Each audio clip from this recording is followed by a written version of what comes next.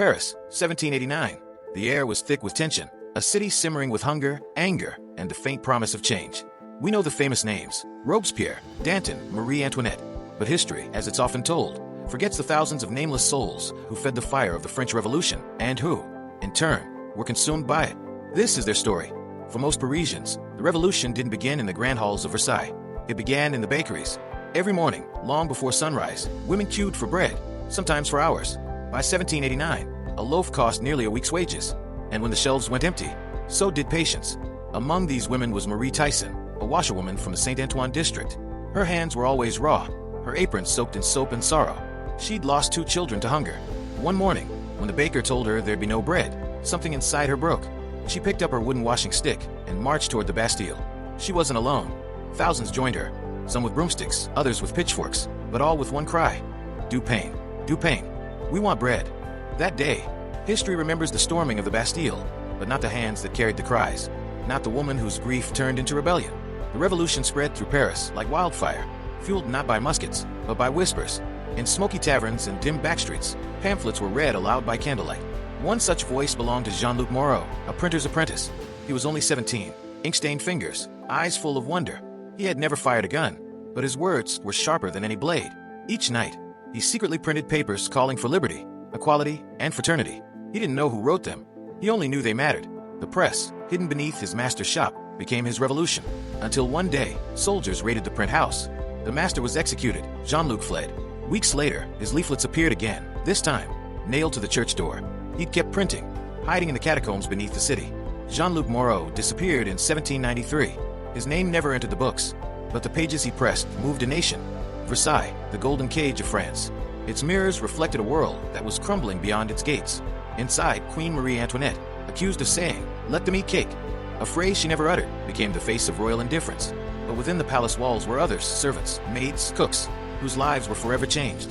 Elise Duval, a chambermaid, watched the world shift from behind velvet curtains. She'd seen the queen weep in secret. She'd carried letters between rooms when the court trembled in silence. And when the mob came to Versailles, Elise was there, torn between loyalty and fear. She didn't join the crowd.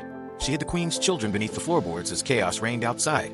Later, she'd be imprisoned for treason, for serving the monarchy. She was 23. Elise survived the revolution, but never spoke again of those days. Her story was found in a letter, tucked inside an old chest in Lyon.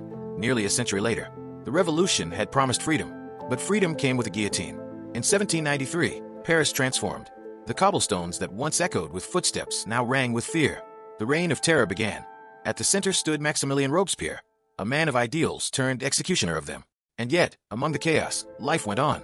Markets still opened, children still played, beneath the shadow of the blade. One of those children was Lucien, son of a cobbler. He would sit by the River Seine and carve wooden toys, even as bodies floated past.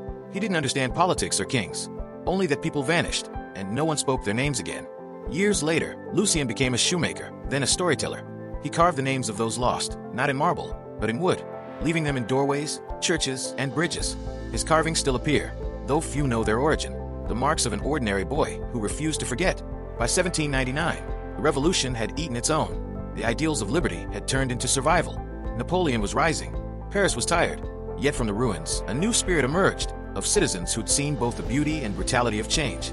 Among them was Sophie, a schoolteacher.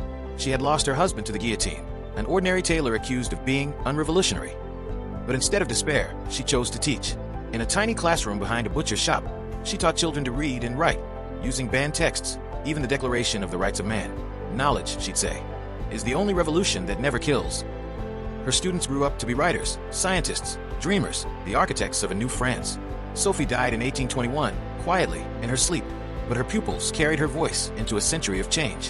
When we remember the French Revolution, we see paintings of battles, speeches, and guillotines. But history is not written by swords. It's whispered by those who endured. Marie Tyson, the washerwoman who led the march. Jean-Luc, the boy printer in the catacombs. Elise Duval, the maid who saved royal children. Lucien, the child who carved memories in wood. Sophie, the teacher who built a nation of minds. They didn't seek glory. They sought dignity.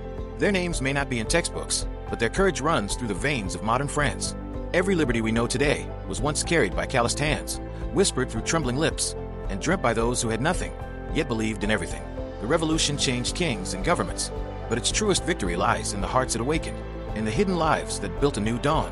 Because revolutions don't belong to history's heroes. They belong to the people who lived them.